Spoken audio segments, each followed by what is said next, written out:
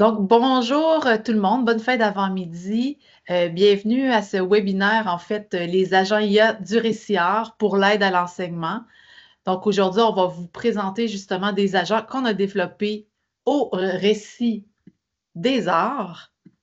Donc, comme Brigitte-Louise l'a dit juste avant le départ officiel, c'est normal que vous n'ayez pas accès à vos caméras, à vos micros présentement parce qu'on est en mode webinaire. Donc, vous allez voir juste nos beaux visages des présentateurs et plus tard dans la présentation, vers la fin, on vous donnera accès à vos micros et vos caméras. Sachez que vous pouvez en tout temps utiliser le clavardage en fait pour poser des questions et on va tenter d'y répondre au fur et à mesure ou encore on prendra le temps à la fin.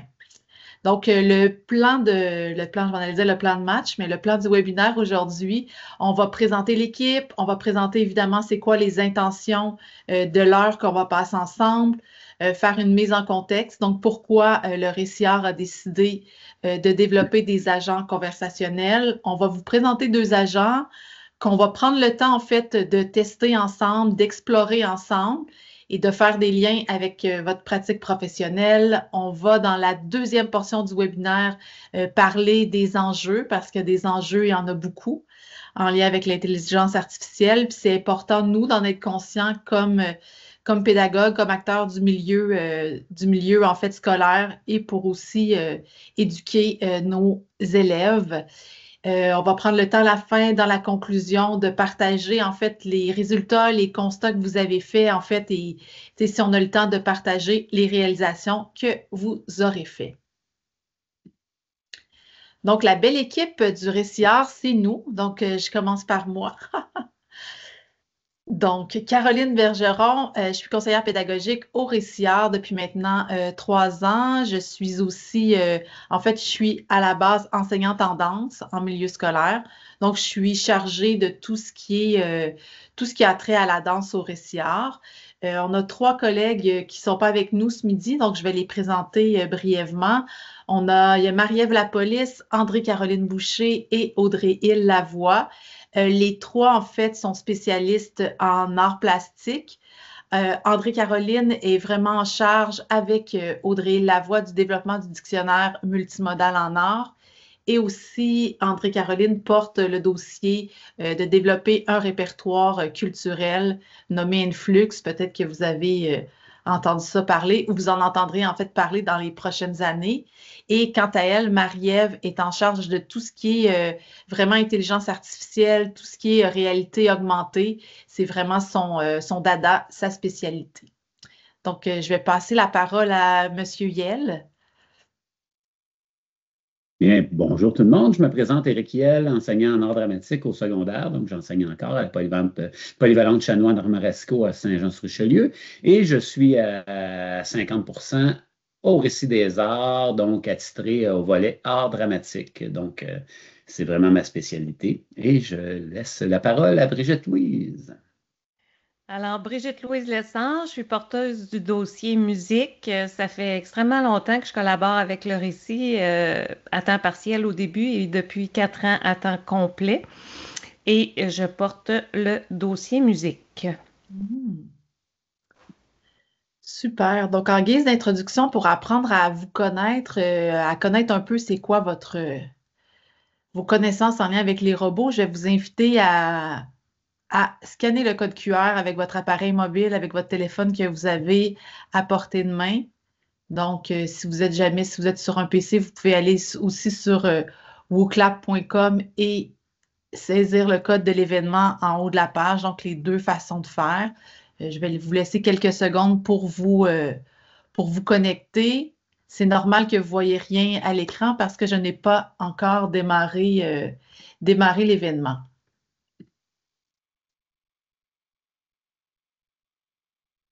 Donc, je vais commencer avec la première question. Le code est toujours en haut si jamais il y en a qui arrivent après. Donc, première question, quelle est votre définition d'un robot conversationnel? Écrire les mots-clés, les éléments essentiels. Pour vous, c'est quoi un robot conversationnel? Vous pouvez écrire plus d'une fois. Donc, n'oubliez pas, en bas de la page, il faut faire comme envoyer ou submit si vous êtes en anglais. Encyclopédie, rien de moins, on aime ça. Aide, c'est bien, vous pouvez écrire plus de définitions. Aide en temps réel, effectivement. Recherche, échange. Information, organisation, effectivement. Donc, tous des concepts importants. Oui, c'est un outil, effectivement. Il ne faut pas l'oublier, c'est un outil. Non, mais c'est un mot que je trouve très important. Dictionnaire. Super, merci beaucoup. Prochaine question. Avez-vous déjà conversé avec un robot? Donc, d'intelligence artificielle, oui, très souvent, à quelques reprises, jamais, ou je ne reconnais pas, je ne sais pas reconnaître un robot conversationnel. Donc, une réponse. Donc, je vais attendre un peu que les réponses rentrent. Donc, on a des très souvent, on a des à quelques reprises. J'adore ta musique, Caroline, c'est magnifique. C'est beau, hein?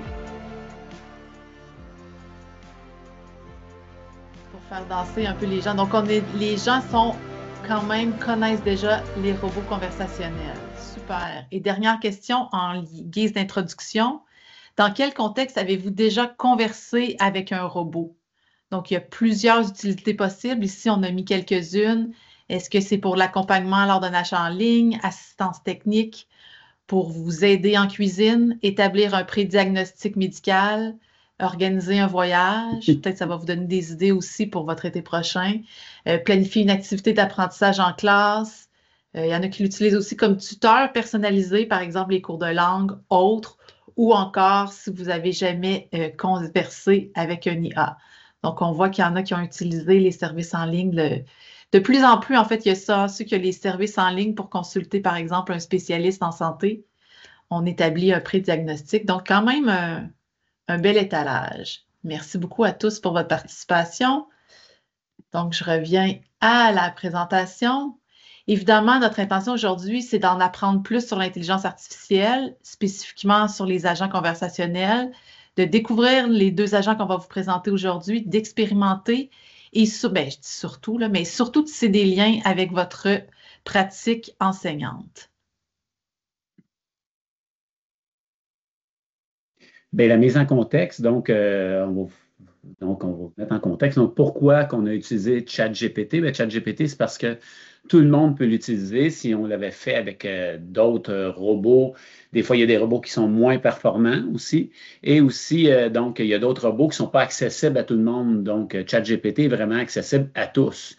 Quand on a un compte personnel, on sait très bien qu'il y a des CSS qui ne permettent pas l'utilisation de ChatGPT, mais personnellement, vous pouvez quand même l'utiliser à la maison, etc., encore sur vos appareils, sur votre cellulaire, sur une tablette qui est autre que votre CSS. 40% des CSS, selon un sondage qu'on a fait, acceptent ChatGPT. Donc, ce n'est pas tous les CSS qui n'acceptent pas. Donc, il y a des CSS qui permettent ChatGPT. Donc, on l'a retenu pour la flexibilité et ses performances, donc parce que plusieurs personnes peuvent y avoir accès. L'utilisation, c'est pour le personnel enseignant. Donc, c'est un robot qu'on a fait pour le personnel enseignant, pas pour les élèves. Donc, c'est vraiment pour les enseignants, pour aider les enseignants. Puis, bien, nos bots. Dans le fond, un robot, quand on crée un bot, dans le fond, c'est qu'on va mettre à l'intérieur des informations qu'on veut que lui utilise pour répondre aux gens. Donc là, qu'est-ce qu'on a mis à l'intérieur de nos bots? Bien, vous avez ici, qu'est-ce qu'il y a grosso modo à l'intérieur des bots? C'est tous des documents qui sont publics. Donc, on a le programme, le PFEQ, le PDA, le cadre d'évaluation. On a aussi le cadre de référence de la compétence numérique, des repères culturels qu'on a mis, les bonnes pratiques de l'utilisation de l'IA générative, les outils complémentaires sur la différenciation pédagogique, gabarit de planification d'activités pédagogiques en art, taxonomie de Bloom, rédaction et la formulation d'intentions pédagogiques et la construction de rubriques critériées. C'est pas mal comme ça qui ont été formés. Donc, ça, c'est tous des documents que les robots utilisent, que nos robots qu'on a présentement utilisent pour répondre aux besoins des enseignants.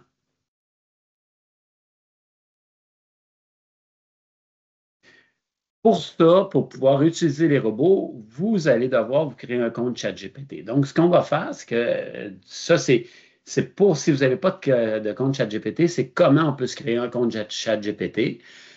Là, ce qu'on va vous demander, c'est dans le clavardage, donc de mettre un pouce en haut si vous avez un compte. Donc, je mets un pouce sur ce commentaire. Donc, on a mis ça dans le clavardage. Si vous avez déjà un compte ChatGPT, vous pouvez mettre un pouce en haut. Et quand vous allez avoir créé votre compte, aussi mettre un pouce en haut, comme ça, on va être certain que tout le monde peut utiliser ChatGPT en même temps, donc pour pouvoir poursuivre la formation. Donc, vous allez dans le clavardage, tout simplement, et vous mettez un pouce sur notre commentaire.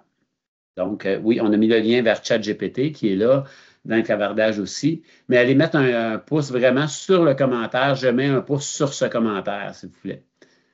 Mettez pas le pouce ailleurs, ça va nous aider à compter. Je suis connecté à ChatGPT, parfait.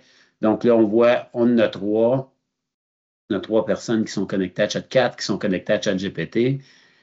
Je vais m'ajouter parce que moi, je suis connecté à ChatGPT présentement. Fait que c'est parfait. Donc, on est rendu à 6 personnes, on a 12. Fait que si vous avez créé un compte, vous allez vers le lien. Vous prenez le lien, vous faites inscription gratuite, vous créez un compte, puis vous allez recevoir un numéro de vérification dans votre courriel, puis vous allez entrer le code. Donc, c'est important parce que sans compte ChatGPT, vous ne pouvez pas avoir accès au bot, malheureusement. Il y a un moment où on avait accès au bot sans compte, mais présentement, ce n'est plus disponible. Donc, c'est pour ça qu'on veut s'assurer que tout le monde ait un compte avant qu'on débute, qu'on poursuive plus loin les choses. Est-ce que tu veux profiter, Eric, de ce moment-là, juste pour reprendre le partage d'écran?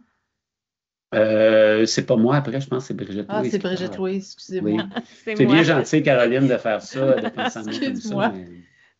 Je dors. C'est ça. Je me souviens de la répétition qu'on a faite tantôt. Ouais. Tu sais comment que la mémoire, c'est ma force, hein? Excusez pour le doublon qui va être ici. Je vous mets sur le côté. Alors, dans le clavardage, on a présentement 6 personnes connectées à ChatGPT. Alors, même s'il y a 12 personnes, on va prendre pour acquis qu'on va de l'avant. Pour ceux et celles qui n'auraient pas pu se connecter, sachez que la session est enregistrée, ça fait que vous aurez le loisir de la réécouter si jamais c'est quelque chose qui vous rend service. Donc, aujourd'hui, on va vous présenter 2 agents. Un premier agent qui est pour faire des situations d'apprentissage et d'évaluation et un deuxième pour créer des évaluations de la rétroaction des banques de commentaires. Dans le cas de la SAE, les outils sont divisés en 2 ordres d'enseignement, soit le primaire puis le secondaire, ce qui ne sera pas le cas pour l'évaluation. Alors, en art dramatique, on va avoir un outil spécifique pour le primaire, l'autre pour le secondaire. Même chose en art plastique, en danse et en musique. Et quand on arrive à l'évaluation, il n'y a qu'un seul outil pour les 2 ordres d'enseignement. Alors, Caroline est en train de vous partager l'hyperlien. Vous allez pouvoir aller chercher l'outil dont vous avez besoin. Je vous fais la présentation de notre premier agent, notre agent numéro 1, celui qui génère des situations d'apprentissage et d'évaluation. Alors, dans un compte gratuit GPT, il faut savoir que les conversations sont limitées. Puis pour générer une bonne SAE, bien, tout le monde, ou presque maintenant, sait que ça prend une requête qui est solide. Donc, l'agent conversationnel va vous poser 9 questions dans un bloc. Pourquoi? Parce que plus que vous avez d'interaction avec ChatGPT, plus vous risquez d'arriver sur cette fenêtre ici qui vous dit « Vous avez atteint la limite, revenez à 12h30 parce que là, vous ne pouvez plus jaser avec. » Et c'est ce qu'on veut éviter. Donc, c'est pour ça qu'on va répondre en bloc à ces 10 questions-ci. Donc, l'année du cycle, quelles compétences, la durée de votre projet, est-ce que vous avez un déclencheur, quelles sont vos ressources, vos intentions, est-ce que vous souhaitez des repères culturels et l'intégration des TIC. Évidemment, répondre à ces 10 questions-là d'un trait, c'est sûr que ça va exiger de vous de l'attention tout à l'heure quand vous allez l'expérimenter, mais si vous répondez à la pièce, il y a fort à parier que vous n'arriverez pas à la génération comme telle d'une SAE au complet. Alors, de ce pas, on va aller à la génération. Donc, je suis présentement sur l'outil de musique. J'ai 3 comptes de près au cas où il me dirait qu'il ne veut plus collaborer. Pour y aller facilement, je vais choisir le premier du bord qui est « Crée-moi une SAE en musique du 2e cycle ayant pour thème l'hiver ». La première question qu'il va me poser et la mise en garde qu'il va me faire, c'est exactement celle que je viens de vous faire, c'est-à-dire réponds à mes 9 questions, surtout si c'est un compte gratuit parce que tu vas venir au bout de ma ressource. Donc, j'ai préparé mes réponses. Vous voyez ici la mise en garde. Vous êtes mieux en bloc si vous avez un compte gratuit. Vous allez l'avoir aussi dans votre... J'ai répondu à toutes mes questions. Et là, avec ces réponses-là, il va être capable, comme il le fait à l'instant, de me préparer ma situation d'apprentissage avec une intention pédagogique, un résumé, quelle est ma compétence, comment va se dérouler mon activité sur 2 périodes de musique avec des instruments ORF. Il va m'offrir des critères d'évaluation, mais j'aime à vous rappeler que vous avez un outil spécifique comme ça qui va pouvoir aller probablement beaucoup plus loin quand Éric va vous présenter le 2e robot d'aujourd'hui. Donc, je vais avoir ma situation d'apprentissage avec mes 3 phases, les tâches de l'élève, les modalités. Et je tiens à vous rappeler qu'un robot conversationnel, ça n'a pas toute la vérité. Et que même si on l'a nourri exclusivement de documentation ministérielle, ça peut y arriver de fabuler puis d'inventer des affaires qui n'existent même pas dans le programme.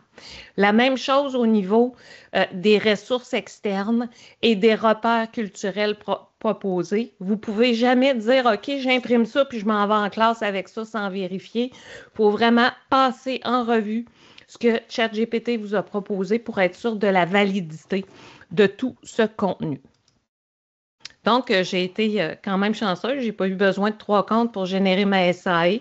Un des aspects qui fait en sorte que ça se produit, c'est qu'on répond en bloc à ces questions. Donc, dans le clavardage, on vous a, si ce n'est pas déjà fait, proposé le lien vers les outils. Alors, sur Récitor aussi, vous pourriez taper simplement bot et vous retrouveriez les bots disponibles, dont celui générateur de SAE. On va vous mettre 9 minutes pour pouvoir expérimenter la génération de SAE par vos propres moyens. N'oubliez pas que vous avez accès au clavardage si vous avez des questions. C'est qu'Éric, tu peux continuer. Je prends le partage d'écran.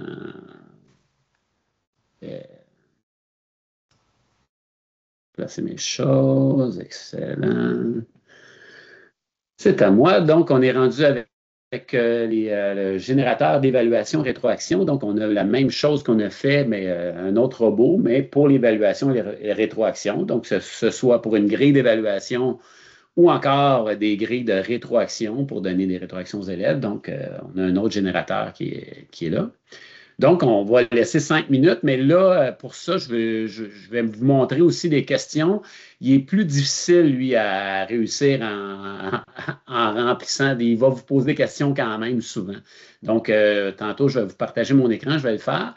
Mais je lui ai demandé ici, donc, c'est quoi les questions que tu me poses? Donc, il est niveau scolaire, choisir la compétence visée, résumer le projet, sélectionner une intention pédagogique. Encore là, si on a le compte gratuit, c'est important de remplir tout ça.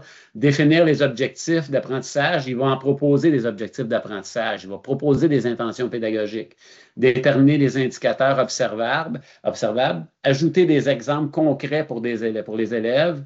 Puis vérifier la complétude. Générer la grille. Finalement, il va générer une grille d'évaluation. Donc, je vais aller dans mon chat GPT ici.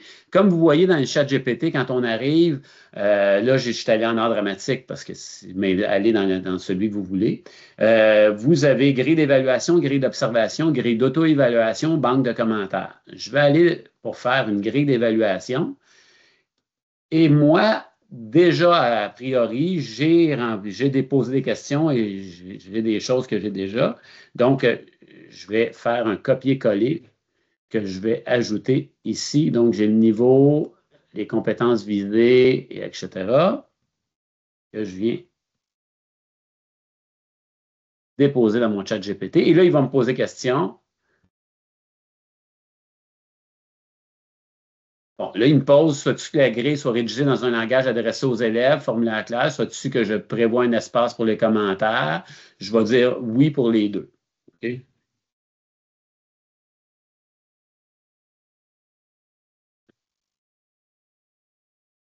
Et vous voyez, une grille d'évaluation descriptive de 5 niveaux, il va me générer ça quand même assez rapidement. Je rappelle tout de même que c'est toujours très, très, très, très, très important de vérifier ce que ChatGPT fait. Hein? Donc, parce que lui, il peut avoir des billets, il peut avoir entendu des choses ailleurs, il ne se fie pas toujours uniquement aux choses. Donc, là, il me dit qu'il y a eu un petit problème avec OpenAI. Je ne sais pas ce qui est arrivé. Mais là, j'essaie de réessayer. Bon, ils vont me renvoyer. Sinon, ben, vous voyez que là, il est en train de la faire. Interpréter des œuvres dramatiques, c'est ce que j'y avais demandé. Les indicateurs observables, marqués, assurés. Donc, si je peux aller à droite, vous allez voir assuré, minimal, en voie de développement, très peu développé. Donc, on les a ici. Cohérence de l'organisation des éléments, authenticité de la production, respect des... Pour vrai, moi, en tant qu'enseignant, ça me sauve un temps fou, vraiment un temps fou. Et ce que j'adore de ça, c'est de pouvoir le retravailler vraiment. Tu sais, je prends cette grille-là, je la copie, je la colle dans un document, et après ça, je la retravaille, je la relis, puis je la mets à ce que moi j'aime aussi. Mais ça travaille vraiment d'une façon très intéressante. Espace pour les commentaires, point fort, piste d'amélioration. OK? Et là, une version prête à imprimer, je pourrais demander un tableau Word ou un PDF. Je vais demander oui, PDF. Oh, PDFG, j'ai accroché G, désolé. Et là, plus il me pose des questions, puis c'est son travail aussi de me poser des questions pour que j'ai le goût de m'abonner. Fait que ça fait partie d'eux. Fait qu'il faut essayer d'éviter d'avoir ces questions-là. Hein? Donc, soit-tu que j'inclus un en-tête personnalité, une personnalisée, soit-tu qu'une présentation. Je vais dire non. Juste ma grille d'évaluation PDF, je n'ai pas besoin. Je vais m'organiser avec le reste. Je vais me la faire en tableau, je vais pouvoir la télécharger, etc. Donc, quand on a le gratuit, ce qu'on peut faire, cependant, c'est le faire sur 2 jours ou des fois, c'est 12 heures qu'il va nous demander. Donc, quand il y a des questions encore là, puis que je n'ai pas terminé de faire ma grille d'évaluation, donc, je peux poursuivre, mais 12 heures après, des fois, c'est 24 heures qu'il va me demander. Tout dépendant, il y a l'achalandage que ChatGPT va avoir, nécessairement. C'est ça, Brigitte, hein? Moi, je ne suis pas patiente comme toi. J'ai à peu près 12 courriels perso, puis je saute d'un courriel à l'autre. C'est ça. Vous pouvez vous faire plusieurs comptes aussi pour faire ça ou encore avoir un compte payant. OK? Fait que, vous voyez, là, c'est ça, j'ai généré, vous voyez la grille que ça l'a généré, fait que tableau clair, etc. Là, je pourrais répondre à ça, mais vous comprenez le principe quand même de la grille d'évaluation. Je reviens au webinaire, ici.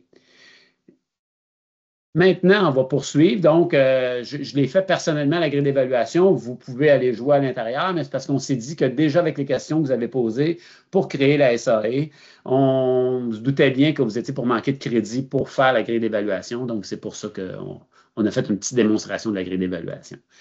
Là, je poursuis avec l'aspect éthique et les responsabilités qu'on a en tant que pédagogue aussi. Puis, c'est quoi l'aspect éthique qu'on a à réfléchir sur notre pratique quand on travaille avec l'intelligence artificielle.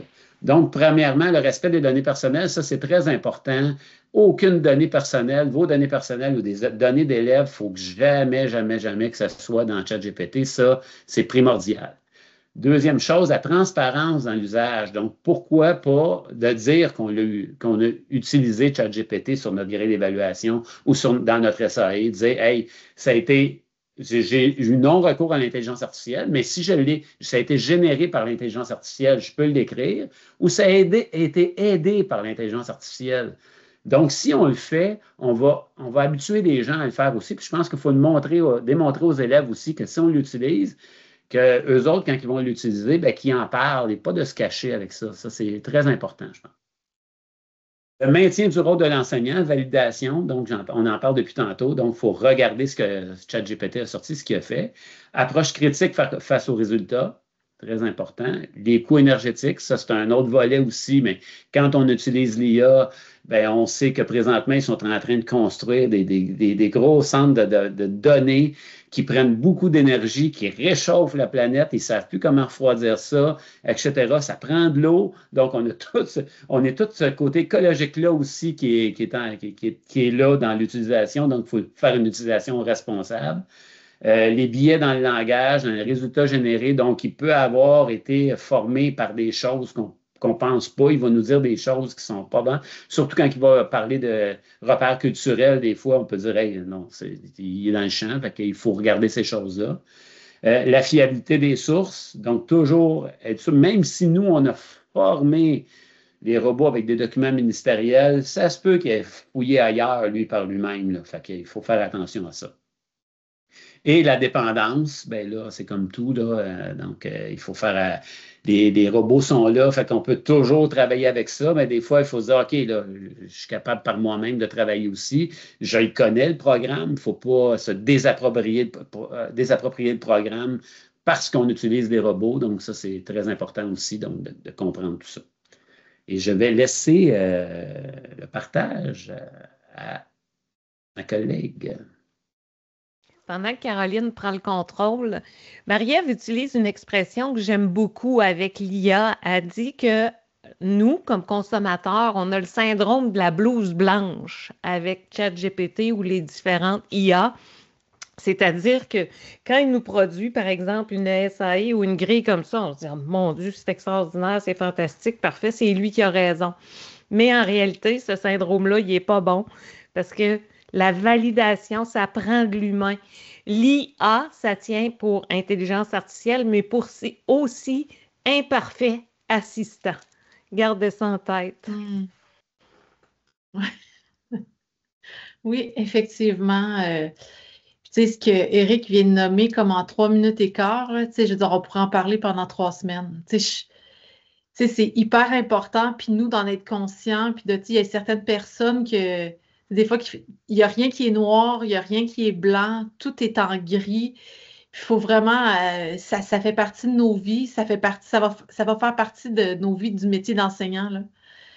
Tu sais, que ce soit primaire, secondaire, collégial, universitaire, ça fait vraiment partie de ça. Fait que je vais vous inviter à vous reconnecter au WooClap. S'il est encore ouvert, c'est le même lien que tantôt. Donc, soit sur votre appareil ou encore aller directement sur wooclap.com pour deux questions.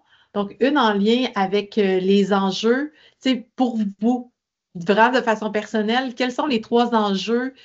Tu sais, les plus importants, en fait, concernant l'utilisation d'un robot conversationnel? Tu sais, lesquels, qui, selon vous, méritent une plus grande attention?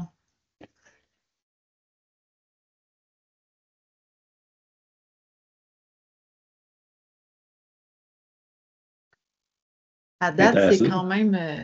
Là, c'est partagé, mais c'est ça qui est intéressant, Ouais. c'est qu'il y a tellement de choses tu sais, qui sont là. Tu sais, j'aurais pu choisir les 10. Là. Ouais. C'est intéressant, en tout cas, qu'il n'y a pas personne qui a mis encore la mise à jour des lois. Je suis Ouais. comme un peu triste, parce que c'est quand même intéressant, là. Tu sais, on travaille dans des établissements scolaires, puis si les politiques sont pas claires encore, en tout cas, tu sais, c'est quand même quelque chose qui est important. Mettez-le pas pour me faire plaisir, s'il vous plaît, là. C'est pas grave, je suis contente quand même.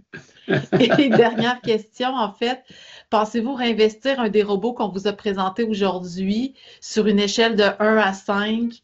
Est-ce que, tu sais, comme par la première question, au niveau de la création de SAE, oui, tu sais, oui, un peu, beaucoup, passionnément.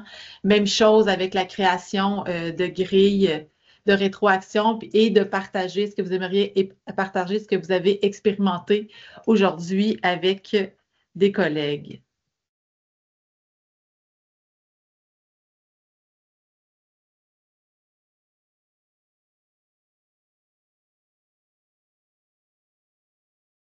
Donc, on voit qu'il va y avoir de la réutilisation.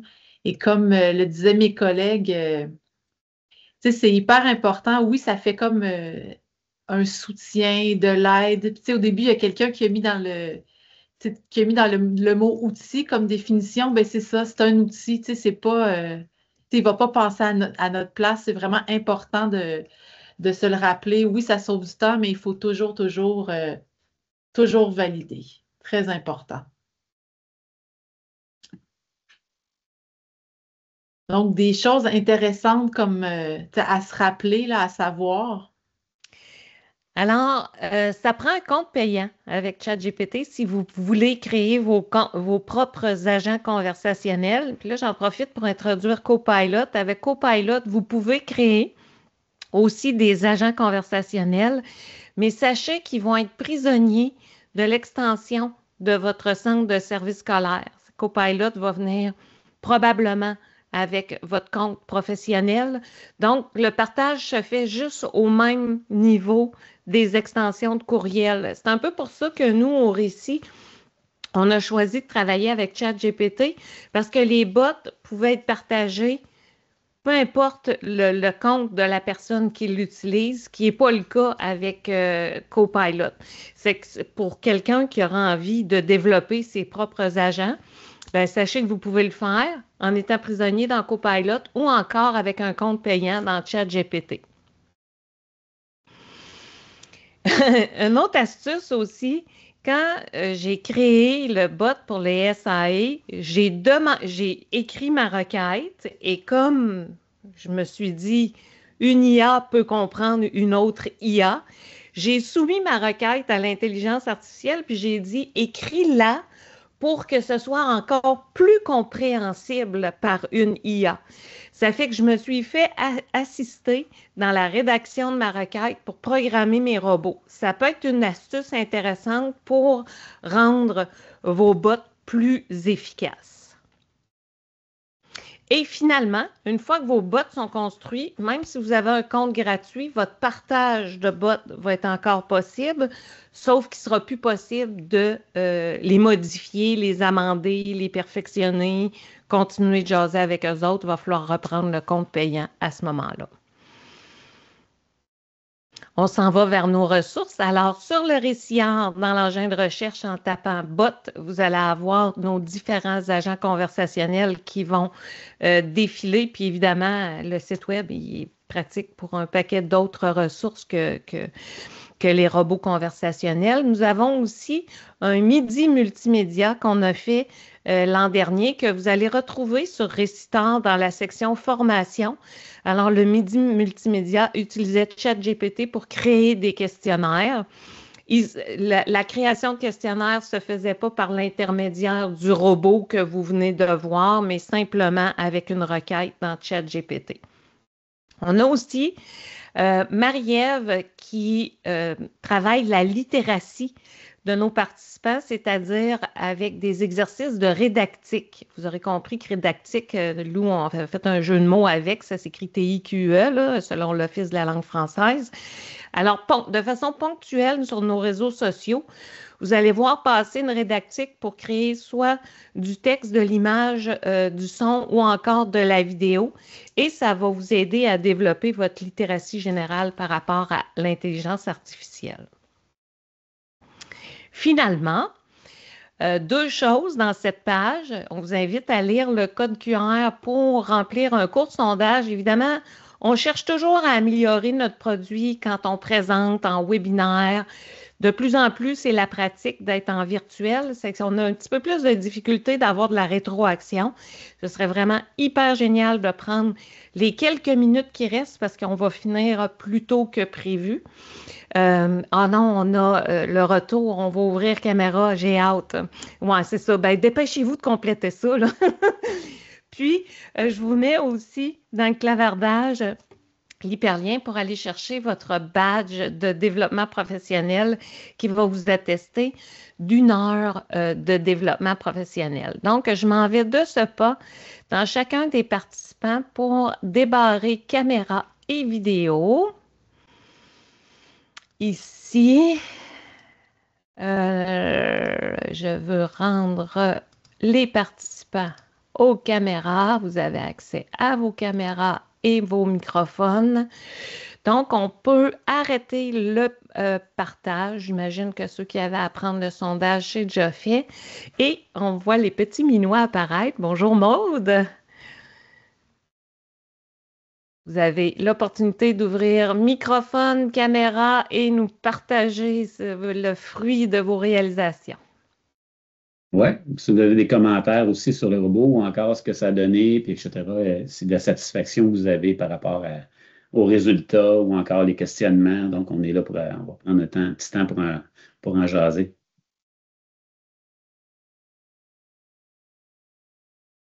Moi, je suis curieuse quand même s'il y en a que c'était leur première, leur deuxième, leur 8e utilisation. C'est comme, est-ce que vous avez trouvé ça intéressant? Est-ce que s'il y en a plusieurs qui ont marqué dans le sondage qu'ils le réutiliseraient? Donc, c'est plus de voir aussi dans quel contexte. Fait que gênez-vous pas s'il y a 1-2 personnes qui voudraient prendre le micro. On peut le couper au montage aussi, là. Non, je vais arrêter l'enregistrement, ce qui va rendre ça beaucoup plus moins gênant, mettons. Alors, j'arrête l'enregistrement dès maintenant. Parti. Pendant que Éric nous partage l'écran, Maude, je tiens à te spécifier que dans un échange sur les réseaux sociaux avec mes profs de musique, il y a une enseignante qui a identifié exactement ce que tu viens de nommer, c'est-à-dire arriver à mettre en mots une idée qu'elle avait dans sa tête. Ça fait 2 personnes qui ont fait ça. J'arrive, ça ne sera pas tellement long. On t'attend, Éric, on t'attend. Mon écran. Pitou à Dominique. On est là, tiens, parfait. Donc, dans le chat GPT, quand vous allez dans Explorer ici, vous allez en avoir plusieurs qui vont être là. Fait que là, et si vous trouvez notre robot à nous, OK, exemple, art dramatique, outil d'évaluation, bien là, lui, si je vais dans les 3 petits points ici, je vais le masquer, mais je vais le masquer, mais si je fais dans les 3 petits points-là, je vais conserver. Vous voyez, ça fait comme, là, il va apparaître ici dans mes robots qui sont là. Donc, c'est aussi simple que ça. Donc, on vient le chercher dans Explorer ici dans les GPT. Et là, tous les robots conversationnels qui sont là, exemple, je veux Expedia. Bien, si je vais dans Expedia ici, je vais le conserver dans ma barre latérale et il va apparaître dans ma barre latérale, il va être là. Je viens de faire une publicité gratuite que je n'aurais pas dit. Mais... On va la couper au montage.